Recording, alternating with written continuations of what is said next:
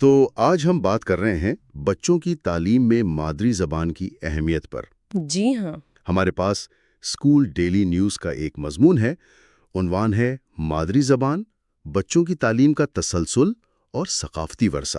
اچھا۔ اس میں ماہر تعلیم ڈاکٹر قاضی سراج اظہر کے خیالات ہیں اور ایک سروے بھی ہے کہ لوگ خاص طور پر والدین اردو میڈیم اسکول کیوں چنتے ہیں۔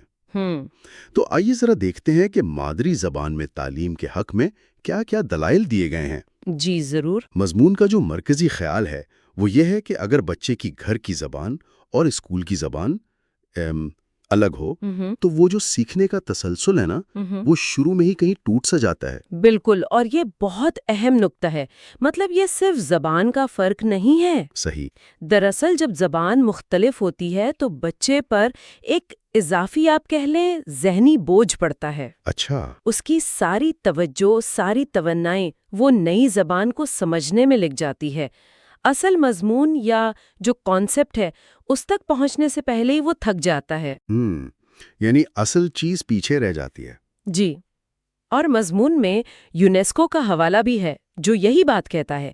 تحقیق تو واضح طور پر بتاتی ہے کہ جو بچے اپنی مادری زبان میں ابتدائی تعلیم پاتے ہیں نا، جی ان کی کارکردگی بہتر ہوتی ہے، وہ زیادہ پراعتماد ہوتے ہیں، اور یہ بھی دیکھا گیا ہے کہ ان کے اسکول چھوڑنے کا امکان بھی کم ہوتا ہے۔ یہ اعتماد والی بات بہت اہم لگی مجھے۔ گویا زبان صرف کمیونیکیشن کا ٹول نہیں، یہ تو بچے کی پوری شخصیت، اس کے خود اعتمادی پر اثر انداز ہو رہی ہے۔ یقیناً۔ اور مضمون میں بھی جیسے آپ نے کہا، زبان کو صرف رابطے کا ذریعہ نہیں کہا گیا بلکہ اسے تہذیبی اور ثقافتی ورثہ قرار دیا گیا ہے۔ جی ہاں، بالکل۔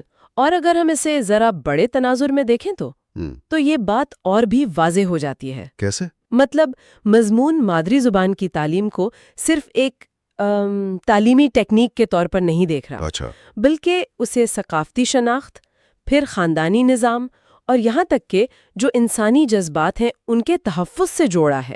واہ! زبان ہی تو ہے جو ایک نسل سے دوسری نسل تک ہماری قدریں، ہماری روایتیں منتقل کرتی ہے۔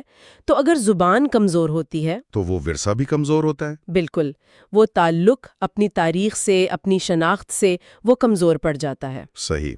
اچھا، اسی حوالے سے جو سروے مضمون میں شامل ہے اس کے نتائج بھی دلچسپ ہیں۔ جی؟ تقریباً 70 سے 79% والدین نے کہا کہ انہوں نے اردو میڈیم اسکول اس لیے چنا کیونکہ یہ ان کی مادری زبان ہے۔ اچھا خاصا تناسب ہے۔ ہاں، حالانکہ دوسری وجوہات بھی تھیں، جیسے اسکول کا گھر سے قریب ہونا یا فیس کا مناسب ہونا، لیکن مادری زبان ہونا ایک بڑی وجہ تھی۔ تو اس کا مطلب ہے کہ عملی سہولت کے ساتھ ساتھ وہ جو ثقافتی اور لسانی تعلق ہے وہ بھی والدین کے ذہن میں اہم ہے۔ جی بالکل۔ اسی پس منظر میں ڈاکٹر اظہر جو ہیں وہ اردو بولنے والوں پر ایک خاص ذمہ داری ڈالتے ہیں۔ وہ اسے دگنی ذمہ داری کہتے ہیں۔ دگنی ذمہ داری وہ کیسے؟ ان کا نقطہ یہ ہے کہ یہ صرف اسکولوں کا یا حکومت کا کام نہیں رہ جاتا، بلکہ ہر وہ فرد جو اردو جانتا ہے، سمجھتا ہے، بولتا ہے، اس کی ذمہ داری ہے کہ وہ اگلی نسل کو اس زبان سے جوڑے۔ اور یہ صرف کلاس روم کی تعلیم نہیں ہے۔ تو پھر کیا شامل ہے اس میں؟